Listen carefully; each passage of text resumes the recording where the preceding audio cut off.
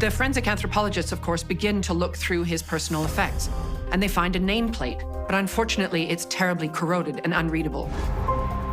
Inscribed in the metal are the letters E-O-A-M. They search through the military records, but there's no names that match those letters. But the pockets of the dead man's uniform offer several clues. 11 coins, a fountain pen, and a scrap of paper. What was written down on that note that he was carrying with him? Was he bringing some kind of secret message?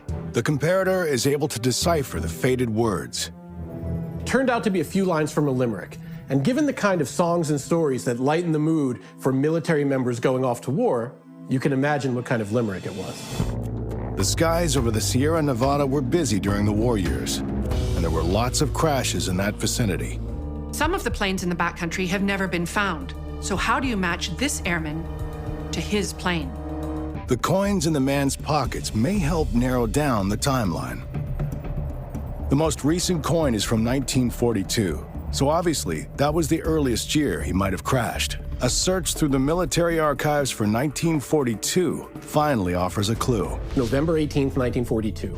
7 military aircraft took off from Mather Air Base outside of Sacramento on a training flight. Only 6 aircraft returned. Air Force recovery records show that 2 years after the end of the war, in 1947, the wreck was found in the vicinity of where the airman's body was located. But something doesn't add up. Official documents already list a place of burial under a single headstone for the 4-man crew that was aboard. If the 4 men are already buried, who is this 5th mystery man? The team then catches a break. They find the flight manifest of the airplane. One of the names on the manifest is Leo M. Mustonen, a 22-year-old cadet from Minnesota. The letters of his name are close to the letters found on the corpse's ID tags. But they'll need more evidence to get a definite match.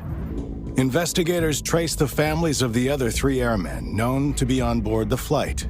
Luckily, those families are able to provide DNA samples that can be compared to the DNA of the mystery airman. None of them is a match. So, the investigators can conclude that these have to be the remains of Air Cadet Leo Mustonen, who was only 22 years old when he died.